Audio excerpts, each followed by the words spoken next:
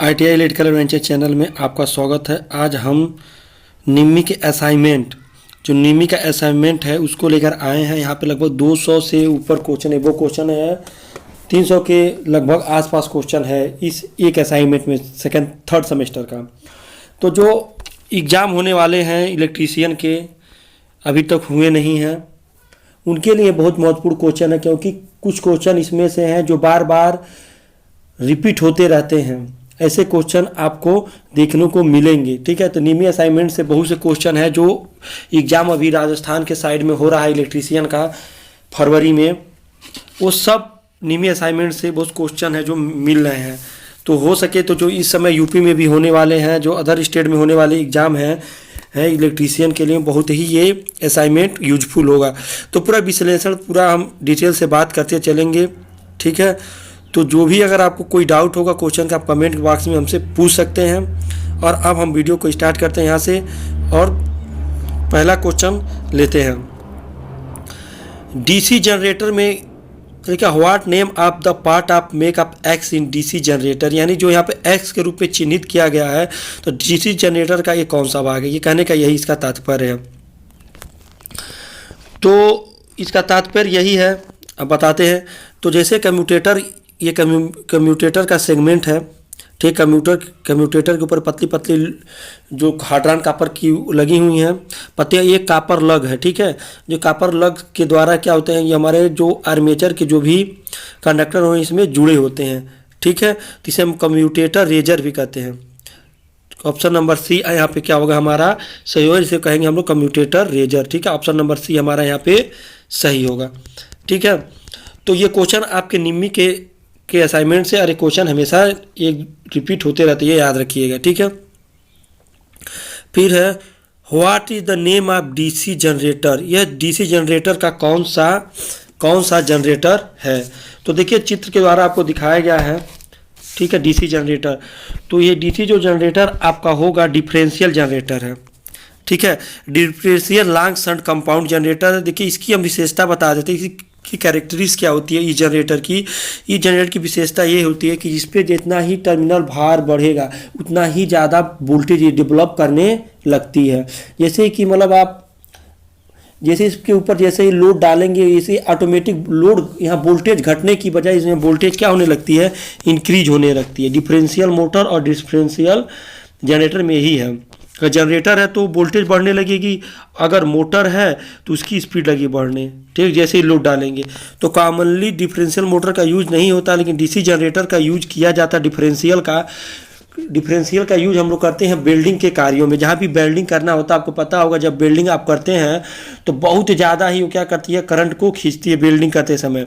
तो वहाँ पे डिफरेंशियल जनरेटर का हम लोग यूज कर सकते हैं। ऑप्शन नंबर आपका ये क्या होगा, सही होगा, long shunt compound generator, differential compound generator. ठीक है, डिफरेंशियल कंपाउंड जनरेटर में क्या होता है कि जो सीरीज फील्ड होती है शंट फील्ड के विपरीत होती है। ठीक है, आगे इस पे और क्वेश्चन आपके बने होंगे, इससे बाहर कोई क्वेश्चन नहीं बने, क्योंकि देखिए निम्मी का असाइनमेंट क्वेश्चन बैंक यहाँ पे आपको दिख रहा होगा। आप चाहें तो इसे आप डाउनलोड भी कर सकते हैं। देखिए निम्मी क्वेश्चन बैंक। ठीक है, ये निम्मी पैटर्न का नहीं, खुद ये निम्मी का ही असाइनमेंट है। ठीक है, तो तीसरा क्वेश्चन है which rule is the use the find the direction of induced EMF DC generator. DC generator में इंड्यूज ईएमएफ कैसे हम लोग पाते हैं। ठीक है, तो डीसी जनरेटर की बात कर रही है। तो ईएमएफ दिशा कहते हैं, कार की शुरू नियम नहीं, ये नियम नहीं लगाया जाता है डीसी जनरेटर के लिए। देखिए डीसी जनरेटर को अगर प्रेरित ईएमएफ की दिशा आपको जानना है तो एक सा ट्रिक होता है, दाहिने हाथ से हम लोग जिंदाबाद करते हैं। जिंदाबाद यानी जनरेटर, बाएं हाथ से मुर्दाबाद यानी मोटर। यानी यहाँ पे फ्लेमिंग का दाहिने हाथ का नियम लगेगा। ठीक है, तो दाहिने हथेली का नियम, पाल्म का रूल इसमें नहीं लगता जनरेटर में। बाएं हाथ का नियम जो होता है, बाएं हाथ का नियम किस में लगता है, आपके मोटर परिपथ में लगता है, मोटर के लिए लगता है। लेकिन वही जब जनरेटर की बात करते हैं तो दाहिने हाथ का नियम लगता है।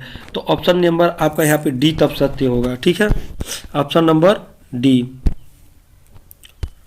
ठीक है, कि फ्लेमिंग हाथ के दाहिने हाथ का नियम। चौथा इन्होंने कहा कर रखा है कि डीसी जनरेटर में उत्पन्न ईएमएफ गणना करने के लिए सूत्र का उपयोग किया जाए, जो ईएमएफ की गणना करना है।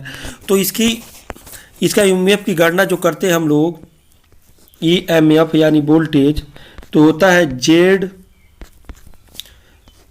Phi N P by 60A। यहाँ पे 60 ये ए होता है, ये आपका पैरेलल पाथों की संख्या बताता है, पैरेलल पाथ है यानी पैरेलल। पी आपकी पोल की संख्या बताता है। एन आपका स्पीड, आर्मेचर की स्पीड की बात बताता है। फाई है जो आपके उत्पन्न विद्युत कट, जो फ्लक्स कटते हैं उसके बारे में बताता है कितना कट रहा है। और जेड जो होती है आपका कंडक्टर की संख्या होती है, ये याद रखिएगा, जेड जो होती है आपके कंडक्टर की संख्या होती है। ठीक है, ऐसे यहाँ पे आपका टोटल होता है। ठीक है, आगे लेके चलते हैं, आपको समझ में आ गया होगा क्या होगा। तो ऐसे देखा जाए तो आपका 5ZNPA यानी ऑप्शन नंबर डी आपका सही होगा, क्योंकि देखिए ये वाला सी वाला भी गड़बड़ है और बी वाला तो उल्टा कर दिया है, पी को ऊपर एक नीचे कर दिया। देखिए बहुत बारीकी बारीकी इसमें दिया है, तो ऑप्शन नंबर आपका डी क्या होगा, सत्य होगा। पांचवा है, what is the formula is calculate back EMF in A DC motor. यानी डीसी मोटर की बैक ईएमएफ निकालने के लिए हम लोग कैसे निकालते हैं, तो इसी गणना करने के लिए हम लोग क्या करते हैं, तो इसमें हम लोग क्या किया जाता है, बैक ईएमएफ गणना करने के लिए हम लोग क्या करते हैं, टर्मिनल वोल्टेज माइनस आर्मेचर का वोल्टेज करते हैं, तो हमारा क्या निकलता है, बैक ईएमएफ निकलता है। यानी वोल्ट जो हमें टर्मिनल वोल्टेज है और जो आर्मेचर का करंट है और आर्मेचर का जो रेजिस्टेंस है, तो V बराबर I इंटू आर होता है, तो आर्मेचर का जो वोल्टेज हो जाएगा और ठीक है VA आर्मेचर का जो VA हो जाएगा टर्मिनल वोल्टेज भी। जब आर्मेचर का वोल्टेज से या टर्मिनल का वोल्टेज जो माइनस करते हैं तो हमारा बैक ईएमएफ निकल जाता है, यही इसका सूत्र होता है। तो यहाँ देखते पे कौन सा निकलता है, तो ऑप्शन नंबर आपका सी है कि बैक ईएमएफ बराबर जब वोल्टेज होती है V माइनस IA और RA। आर्मेचर वोल्टेज को हम लोग क्या करते हैं, जो आर्मेचर वोल्टेज जो होता है उसको हम लोग क्या करते हैं, घटा देते हैं टर्मिनल वोल्टेज से, हमारा बैक ईएमएफ मिल जाता है। ठीक है, आगे चलते हैं। इससे बाहर कुछ क्वेश्चन नहीं पूछने पाता है, अगर आप अच्छे से इसे पढ़ लेते हैं तो पक्का आपका 70-80% आपका थ्योरी में जरूर पा जाएंगे आप। ठीक है, what is the name of part make x in DC generator. DC generator के एक्स के रूप में जो चिन्हित किया गया है इसे क्या कहा जाता है, तो इसे क्या कहा जाएगा, पोल की नोक यानी पोल टिप, गलत। ध्रुव की कुंडली नहीं, कुंडली आपको तो ऐसे ऐसे होगी। ठीक है, पोल का कोर नहीं, ये क्या है, पोल शू है, क्योंकि ये जूते के आकार का होता है इसलिए इसका नाम रखा गया है पोल शू। ठीक है, तो ये पोल शू होता है। ठीक है, तो ये आपके पोल शू होते हैं जो मैग्नेट का काम करते हैं। ठीक है, तो ऑप्शन नंबर डी आपका सही होगा। सातवां है, what is the name of DC generator, मतलब डीसी जनरेटर क्या क्या नाम है, सातवां क्वेश्चन इन्होंने पूछ रखा है। तो देखिए सातवां क्वेश्चन आपको बहुत बारीकी से देखना है, क्या होगा इसका आंसर। डीसी सोर्स, देखिए यहाँ पे डीसी सोर्स लिखा हुआ है, आप देख रहे होंगे डीसी सोर्स, फ्यूज दिया गया है। देखिए पहले पढ़ लिया जाता क्या क्या ऑप्शन दिया, शंट जनरेटर, श्रेणी जनरेटर, तो शंट और श्रेणी यहाँ पे नहीं होगा। योगी यानी कंप्लीटिव कंपाउंड, ये भी नहीं होगा। अलग से उत्तेजित जनरेटर, हाँ ये separately excited generator, option number D आपका सही होगा, क्योंकि यहाँ पे देखिए ये तो आपका आर्मेचर हो गया। ठीक है, जब इसको घुमाते हैं तो यहाँ पे हम लोग ये सप्लाई देता है, वोल्टेज लोड ले लेता। ठीक है, लेकिन ये फील्ड है आपका, ये फील्ड वाइंडिंग को अलग से क्या किया जा रहा है, हम लोग डीसी सोर्स यानी सप्लाई दे रहे हैं, डीसी सप्लाई दे रहे हैं जिससे हमारा फील्ड एक्टिवेट हो रहा है, तब जाके आर्मेचर घूम रहा है, तब वोल्टेज पैदा हो रहा है। तो ये सेपरेटली एक्साइटेड जनरेटर इसे हम लोग कहेंगे, सेपरेटली एक्साइटेड जनरेटर। वही अगर शंट जनरेटर है तो सेपरेटली एक्साइटेड जनरेटर नहीं होता है। ठीक है, तो ऑप्शन नंबर आपका डी यहाँ पे सही होगा कि अलग से उत्तेजित जनरेटर। आठवां, जनरेटर द्वारा which energy convert into electrical energy of energy by generator, generator के द्वारा किस ऊर्जा को विद्युत ऊर्जा में परिवर्तित किया जाता है। तो जो एक जनरेटर होता है उसमें ऊर्जा को नहीं, थर्मल को नहीं करता है, काइनेटिक गतिशील को भी नहीं करता है, रासायनिक यानी केमिकल, केमिकल तो आपका वही करेगा, कौन सा करता है आपका, बैटरी करती हैं, सेल करते हैं, मैकेनिक ऊर्जा, सही है। यांत्रिक ऊर्जा को क्या करता है जनरेटर, यांत्रिक ऊर्जा को क्या करता है आपको, ये को विद्युत ऊर्जा में उत्पन्न करता है, मैकेनिकल एनर्जी को विद्युत ऊर्जा में चेंज करता है, ये याद रखिएगा। 9वां नंबर भी क्वेश्चन बहुत अच्छा दिया क्वेश्चन है, बहुत बारीकी से आपको देखेंगे इसे। क्या है, what is the name of DC generator field, ये कौन से जनरेटर का फील्ड है। ठीक है, देखिए यहाँ पे देखिए, ये जो ऊपर वाले भाग है, ये ऊपर वाला जो भाग है ये आर्मेचर फील्ड का है। ठीक है, आर्मेचर फील्ड इधर जा रही है, ठीक। फिर ये शंट फील्ड है, ये शंट फील्ड है, तो यानी दोनों यहाँ पे आर्मेचर और शंट दोनों लगा हुआ है, आर्मेचर और शंट एक ही पोल पे लगा हुआ है, और दोनों क्या कर रहे हैं, जो सीरीज फील्ड है, नीचे वाला शंट होगा, ये नीचे वाला एक शंट है, ऊपर वाला सीरीज है। जो सीरीज फील्ड है वो शंट फील्ड का क्या करेगा, सीरीज फील्ड अगर शंट फील्ड को क्या करता है, अगर पुशअप करता है यानी उसकी हेल्प करता है, तो ये आपका होता है कम्युलेटिव कंपाउंड जनरेटर यानी यौगिक जनरेटर। अगर ये एक दूसरे के विपरीत रहेंगे तो डिफरेंशियल हो जाएगा, ऑप्शन नंबर सी हो जाएगा जो ऊपर आपको दिखाया गया। तो ऑप्शन नंबर डी इसका आपका सही होगा, कम्युलेटिव कंपाउंड जनरेटर। ठीक है, अगर मैं इसको फिगर के रूप में बात करूँ तो फिगर के रूप में भी मैं आपको दिखा देता हूँ, क्योंकि मैंने बहुत पहले से इसको रख रखा है। In the compound wound generator the shunt field is stronger than the series field, जहाँ पे शंट फील्ड सीरीज फील्ड से मजबूत होता है। ठीक है, when the series field excess the shunt field generator in the set the cumulative compound generator, और series field भी शंट फील्ड को क्या करता है, मदद करता है यानी पुशअप करता है, तो होता है कम्युलेटिव कंपाउंड जनरेटर। देखिए ये होता है आपका, ये यहाँ पे दिया है सीरीज और नीचे आपको दिया है शंट फील्ड। ठीक है, यही आपका फिगर वहाँ पे बना होता है, या यही एक दूसरे के विपरीत होते तो ये डिफरेंशियल होता। ठीक है, तो वही चीज़ यहाँ पे है, तो यहाँ ऑप्शन नंबर डी आपका सही होगा। ठीक है, 10 की बात करते हैं। जनरेटर किस सिद्धांत पे काम करता है, कार की स्क्रू नियम पे काम करता नहीं, फ्लेमिंग के लेफ्ट हैंड रूल से काम करता नहीं, तो मोटर के लिए तो ईएमएफ का सूत्र होता है। ये नियम पूछा किस नियम पे कार्य करता है, देखिए आप कंफ्यूज मत होइएगा, नहीं तो आप कहेंगे जनरेटर तो दाहिने हाथ में, तो ईएमएफ की गणना करने के लिए हम लोग क्या करते हैं, जनरेटर की लेते हैं लेफ्ट हैंड रूल और राइट हैंड रूल, और दिशा ज्ञात करने के लिए। लेकिन वो एक्चुअली जो काम करता हो फ्लेमिंग के दाहिने हाथ के नियम या फिर विद्युत चुंबकीय प्रेरणा के कारण, तो ऑप्शन नंबर डी आपका सही होगा, फैराडे के विद्युत चुंबकीय प्रेरणा का नियम, यही आपका नियम होता है जो कि कोई भी इलेक्ट्रिकल मशीन काम करता है। ठीक है, घूमने वाले जो है जैसे ट्रांसफार्मर है, ये सब फैराडे के विद्युत चुंबकीय प्रेरण के नियम पे कार्य करते हैं। आप जनरेटर के लिए फ्लेमिंग के दाहिने हाथ का नियम मार देंगे, कन्फ्यूजन में बहुत देखिए बारीकी इन्होंने रखा है, और ये निम्मी का ही असाइनमेंट है।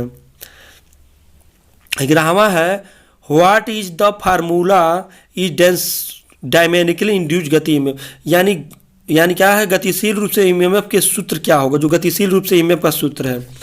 ठीक है, तो बहुत देखिए BL भी volt, BL sine theta volt, ठीक है, BL भी साइन थीटा वोल्ट, तो BL भी कॉस थीटा। देखिए कॉस थीटा यहाँ पे नहीं होता है, ये भी नहीं होंगे, ये भी नहीं होंगे, ऑप्शन नंबर आपका सी यहाँ पे सही होगा। मैं डिस्क्राइब कर देता हूँ, B जो होता है आपका दिखाता है फ्लक्स डेंसिटी, B जो दिखाता है आपका फ्लक्स डेंसिटी,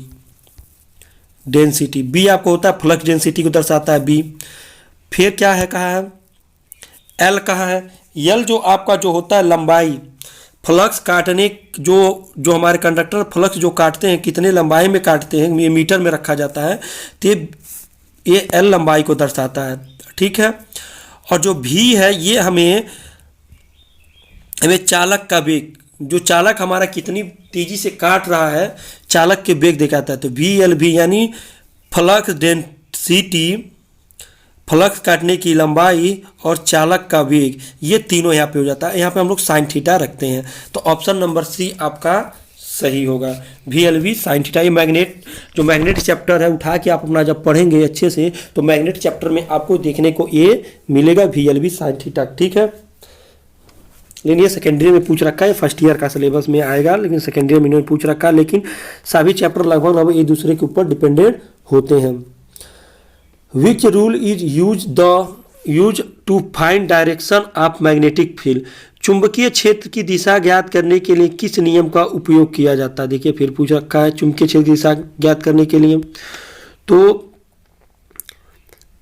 यहाँ पे हम देखेंगे कार की स्क्रू नियम, दाहिने हाथ तेली का नियम पाल्म रूल, फ्लेमिंग बाएं हाथ का नियम फ्लेमिंग राइट हैंड रूल। तो ऑप्शन नंबर आपका डी क्या होगा, सही होगा, क्योंकि देखिए जनरेटर का चैप्टर है तो जनरेटर का फ्लेमिंग के जो हम लोग EMF चुंबकीय क्षेत्र की दिशा ज्ञात करने के लिए हम लोग करते हैं फ्लेमिंग के दाहिने हाथ का नियम का प्रयोग करेंगे। ऑप्शन नंबर आपका ये होगा, ठीक है। फोर्स बराबर यहाँ पे हो जाता है F बराबर QV vector into B vector, यहाँ पर होता फ्लेमिंग के दाहिने हाथ का नियम यहाँ पे हम लोग लगाएंगे। ऑप्शन नंबर आपका डी सही है, ठीक है। 13 बहुत आसान सा क्वेश्चन इन्होंने पूछ रखा है, ये तो सभी कर लेंगे। ये एक नंबर आप लोग जोड़ सकते हैं। एक DC मोटर का कौन सा भाग है, तो थोड़ा सा भी कोई अगर पढ़ा होगा तो इसे हम कहेंगे योक या फ्रेम। ये DC मोटर का योक या फ्रेम है। छोटे मशीनों में होता है एल्युमिनियम एलॉय का फ्रेम बना होता है। फिर थोड़ी सी बड़ी मशीनें मीडियम साइड में कास्ट आयरन का बना होता है, और उससे बड़ी में कास्ट स्टील का बना होता है, ठीक है। तो इस तरह ये हमारा बना होता है, ये हमारा योक या फ्रेम कहलाता है। फिर 14 नंबर है how many parallel path in duplex lap banding a 4 pole DC generator, यानी 4 पोल की DC जनरेटर के डुप्लेक्स लैप बैंडिंग में कितने समांतर रास्ते होते हैं। देखिए लैप बैंडिंग जो होती है इसे हम पैरेलल बैंडिंग कहते हैं, और वेव बैंडिंग को हम लोग क्या कहते हैं, लैप को क्या कहते हैं, लैप बैंडिंग को हम लोग पैरेलल बैंडिंग कहते हैं, पैरेलल कहते हैं, ठीक है। लेकिन वही हम लोग वेव बैंडिंग की बात कर रहे हैं, वेव बैंडिंग को हम लोग सीरीज बैंडिंग कहते हैं। तो 4 पोल है, डुप्लेक्स बैंडिंग है, तो समांतर पथ जब इसमें हम लगाते हैं लैप बैंडिंग में क्या होता है, तो पोल की संख्या के बराबर होती है। यानी अगर सिंपलेक्स बैंडिंग होती है लैप तो 4 रास्ते होते, लेकिन डुप्लेक्स दिया है तो यहाँ पे रास्तों की संख्या कितनी होगी, 8 होगी। ऑप्शन नंबर सी आपका सही है, ऑप्शन नंबर सी आपका सही है, ठीक है। आगे देखते हैं मार्कर, हाँ ठीक है। अब आगे है 15 नंबर, DC जनरेटर के किस भाग का नाम है। देखिए DC जनरेटर की बात कर रहा है, तो साइड एंड प्लेट, नहीं साइड एंड प्लेट तो हो ही नहीं सकता है। फिर देखिए है पोल शू लेमिनेशन, गलत। कम्यूटेटर खंड नहीं, ये होगा आर्मेचर कोर लेमिनेशन। ये आर्मेचर का भाग, देखिए आर्मेचर आपका पूरा गोल होता है, आर्मेचर का कोर लेमिनेशन है, जो आर्मेचर अलग अलग पत्तियों को स्टैंपिंग करके बनाया गया होता है। देखिए अलग अलग एक एक करके पत्तियां जब स्टैंपिंग करके जोड़ के बनाई जाती है, और बीच में बटर पेपर लगाया जाता है जो हमारी एडी करंट को रिड्यूस करता है और हिस्टेरिस करंट को, ठीक है, लेमिनेशन करके लगाया जाता है तो एडी करंट को दूर करता है। DC जनरेटर में इंटरपोल कैसे जुड़े होते हैं। इंटरपोल क्या होता है, इंटरपोल जो आपका होता है आर्मेचर रिएक्शन को कम करता है, ठीक है, आर्मेचर रिएक्शन को कम करता है, आर्मेचर रिएक्शन, ठीक है। जो आपका DC जनरेटर इंटरपोल जो होता है आर्मेचर रिएक्शन को क्या करता है, कम करता है। तो ये आर्मेचर के श्रृंखला में जुड़ा होता है, सीरीज में जुड़ा होता है, ठीक है। ये पैरेलल में शंट फील्ड में कहीं नहीं जुड़ा होता है। इंटरपोल जो होता है आपके जनरेटर आर्मेचर के साथ श्रृंखला में जुड़ा होता है, ठीक है। 14 नंबर का यही होगा आंसर। आगे 17 number, what is the necessity of residual magnetism the self excited generator. स्व उत्तेजित DC जनरेटर में अवशिष्ट चुंबक की आवश्यकता क्या है। तो 17 नंबर बहुत अच्छा क्वेश्चन पूछा है, रेजिडुअल मैग्नेट के बारे में कह रहा है, ठीक है। जब आप हिस्टैरिसीस लॉसेस पढ़ेंगे तो आप जब ये वाला जब डायग्राम पढ़ेंगे तो देखिएगा, इसी में जब पढ़ते हैं ऐसे एक लूप बनी होती है, ठीक है।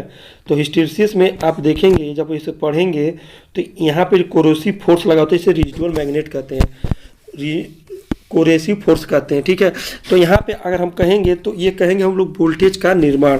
तो रेजिडुअल मैग्नेट का क्या काम होता है, self excited motor DC generator में अगर ये न रहे तो वो वोल्टेज का निर्माण नहीं करेगी। अगर आपका जनरेटर बहुत दिनों तक बिना चलाए हुए या उल्टी सीधी दिशा में हमेशा चलता है तो रेजिडुअल मैग्नेट क्या हो जाता है, ख़त्म हो जाता है, तो वोल्टेज का बिल्डअप नहीं कर पाती हैं। तो बिल्डअप अब द वोल्टेज 17 का ए आपका आंसर सही होगा, ठीक है।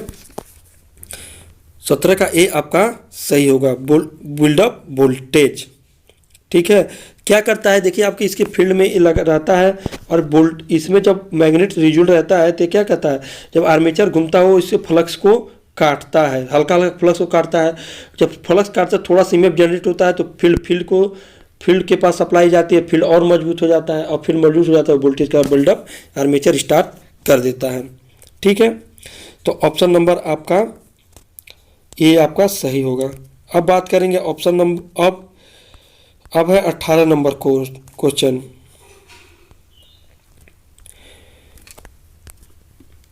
Which are the 2 point the brush contact resistance measure in a DC machine. Machine में वह कौन से दो बिंदु है जो ब्रश संपर्क प्रतिरोध मापते हैं। ब्रश के जो कांटेक्ट होता है तो प्रतिरोध को मापते हैं। विपरीत ब्रश के बीच प्रतिरोध, ब्रश कम्यूटेटर राइजर के बीच प्रतिरोध, ब्रश कम्यूटेटर के बीच। जब ब्रश संपर्क का प्रतिरोध मापेगा तो आसान सी बात है, ऑप्शन नंबर सी आपका सही होगा। ब्रश और कम्यूटेटर के बीच का ही वो प्रतिरोध मापेगा। जैसे आपका एक कम्यूटेटर होता है और ये आपका ऐसे ब्रश होता है जो इसे कांटेक्ट करता है, तो इसके बीच का हम लोग प्रतिरोध मापते हैं, ठीक है। Which voltage drop in induced in the protection portion में के एक्स, यानी वोल्टेज ड्रॉप का एक्स के रूप में चिन्हित किया गया है। तो पूर्ण load voltage path voltage drop या armature voltage, armature reaction drop या शंट फील्ड वोल्टेज ड्रॉप। तो आर्मेचर रिएक्शन के कारण ही वोल्टेज क्या होता है, वोल्टेज ड्रॉप होता है, ठीक है। अब वोल्टेज ड्रॉप जितना ही ज़्यादा होगा तो हमारी जनरेटर की इफिशियंसी क्या होगी, कम होगी, कम वोल्टेज क्या करेगी, जनरेट करेगी आर्मेचर रिएक्शन। आर्मेचर रिएक्शन को दूर करने के लिए हम लोग इंटरपोल का प्रयोग करते हैं। पहले हम आगे क्वेश्चन ये पूछ, देखिए सारे क्वेश्चन एक दूसरे से रिलेटेड है। अगर आप अच्छे से अगर थ्योरी एक बार समझ लेंगे तो जरूरत नहीं पड़ेगी बार बार पढ़ने की, ठीक है। तो इनके लिए मैं अलग से नीचे इनके लिए अलग से रखा हूँ, आर्मेचर को समझाने के लिए और कई चीज़ को समझाने के लिए नीचे है इसके बाद, ठीक है। फिर है what is the name of the compound generator the shunt field connected in parallel. यानी कंपाउंड जनरेटर का क्या नाम है यदि शंट फील्ड आर्मेचर के समांतर में जुड़ा है। जो शंट फील्ड है आर्मेचर के समांतर में जुड़ा है। Long shunt compound, community compound, differential compound, ये तो एक दूसरे को तो डिफरेंशियल का हमेशा एक दूसरे को विपरीत रहेंगे, याद रखिएगा। शॉर्ट शंट कंपाउंड, जहाँ पे समांतर में शंट फील्ड आर्मेचर के साथ जुड़ा हो तो इसे शॉर्ट शंट कंपाउंड कहते हैं। ऑप्शन नंबर डी आपका सही है। इसका भी मैं सर्किट डायग्राम और कई चीज़ आपको भी बता रहा हूँ, इसके नीचे हमने रखा आप लोगों के लिए स्पेशली। तो ये देखिए लिखा है शॉर्ट शंट कंपाउंड जनरेटर, ये होती है शॉर्ट कंपाउंड जनरेटर। देखिए यहाँ पे शंट फील्ड, ये देखिए आर्मेचर फील्ड का शंट आर्मेचर फील्ड है जिसकी सीरीज फील्ड ये जो लगाए हुए हैं हम लोग यहाँ पे सीरीज फील्ड, ये शंट फील्ड के क्या है पैरेलल में लगा हुआ है। The shunt field is connected in the parallel with the armature along the machine the call is the shunt compound generator. यानी जब शंट फील्ड है जो सीरीज फील्ड के पैरेलल में जब कनेक्टेड होता है तो शॉर्ट शंट कंपाउंड कहते हैं। जब लॉन्ग शंट कंपाउंड कब कहते हैं उसके लिए मिलेगा compound generated the long shunt compound generated the shunt field connected in the series.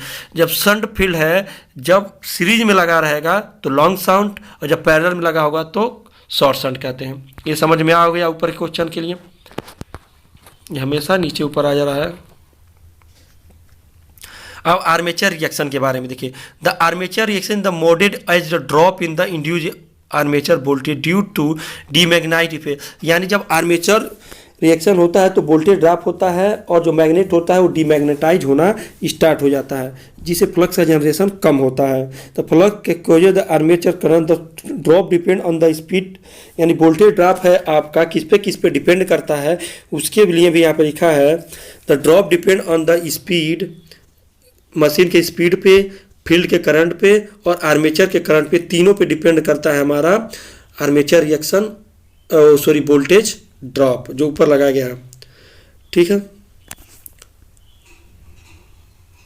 तो 25 मिनट का वीडियो बन चुका, फिर मिलेंगे आगे आगे के पोर्शन में। ठीक है, आज के लिए इतना ही, फिर मिलते हैं नेक्स्ट वीडियो में। ठीक है, यहाँ से हमने 20 क्वेश्चन आपको बता दिए हैं, आगे क्वेश्चन बता भी हम इसी तरह लेते आएंगे, और जो भी दिक्कत है आप कमेंट करके पूछ सकते हैं।